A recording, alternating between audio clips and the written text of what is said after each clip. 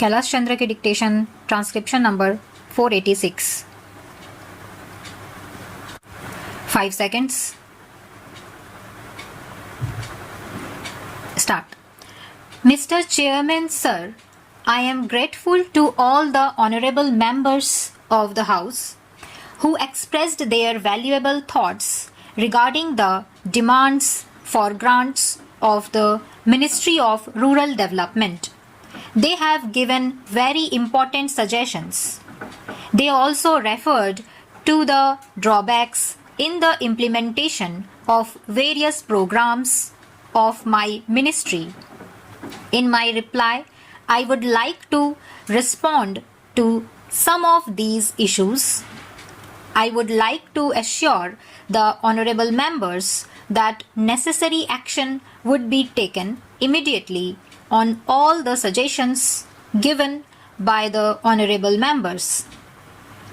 Under the leadership of Shri Narasimha Rao, the government has taken many important steps in the field of rural development in the past 9 months.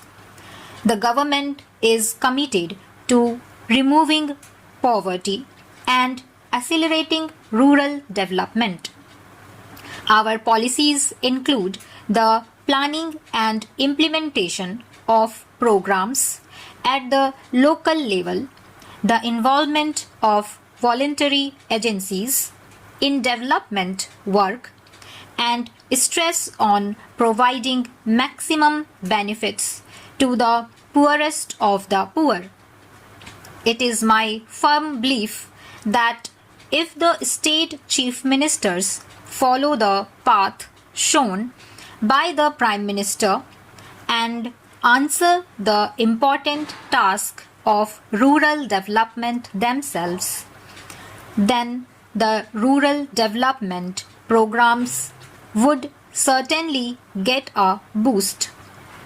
The rural development policy of our ministry has 3 major components: poverty alleviation and provisions of maximum employment opportunities, provision of minimum needs including potable water facilities and motorable roads, and land reforms and programs related to ratification of land records.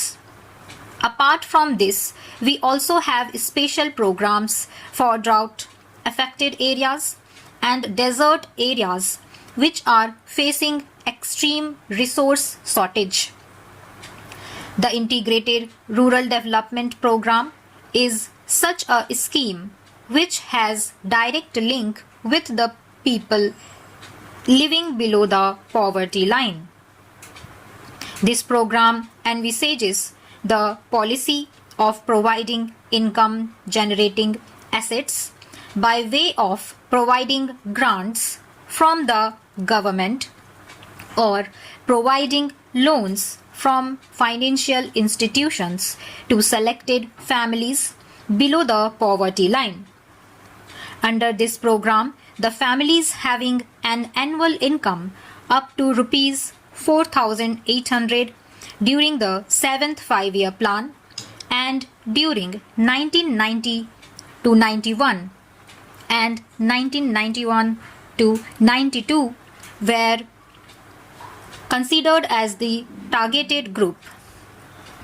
The objective of this program was to ensure that the families provided with income generating assets would get opportunities of self-employment which will boost the income of these families and help them cross the poverty line. Now, a decision has been taken to redefine the poverty line. In the 8th 5-year plan, the poverty line in the rural sector would be fixed at an annual income level of rupees 11,000 for a family.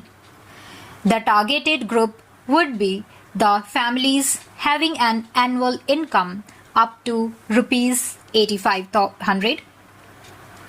The experience gained during the implementation of poverty alleviation programs has brought to light the fact that in the case of these programs, the selection of the targeted group is required to be made very carefully and properly. The state governments have been asked to select the families living below the new poverty line. In 1991, a provision was made according to which at least 40% of the beneficiaries should be women. Earlier, the percentage of beneficiaries was 30 in the case of women. The previous target earmarked for the coverage of scheduled castes and scheduled tribes was 40%. The said percentage has now been increased to 50 from 1990 to 91. At present, both the scheduled castes and the scheduled tribes get a subsidy equal to 50% of the loan amount, subject to the maximum ceiling of rupees 5,000. At present, this program is being evaluated through a large number of non-governmental organizations. It has been found that 28% of the beneficiaries have risen above the poverty line. Even now, 33% of rural population is still living below the poverty line. Keeping this in view, we will continue to give importance to our objective of extending assistance to the poorest of the poor under this program. The second aspect of this question pertains to the quantum of loan and subsidy that is to be provided. The subsidy amount of rupees 4,000 and rupees 5,000 was fixed about 10 years back. Keeping in view the limitation of the budget, our government will consider the question of raising this amount. To eliminate the role of middlemen, the government have issued orders to abolish assets purchase system under the Integrated Rural Development Program in 50% blocks of the country through purchase committees. Favorable reports have been received regarding the new system. We will consider to implement it in all the blocks of the country after reviewing it. We have already introduced group insurance scheme for all the beneficiaries selected under the Integrated Rural Development Program. After the death of the beneficiary, his successor will be entitled to get an insurance amount of rupees 3,000.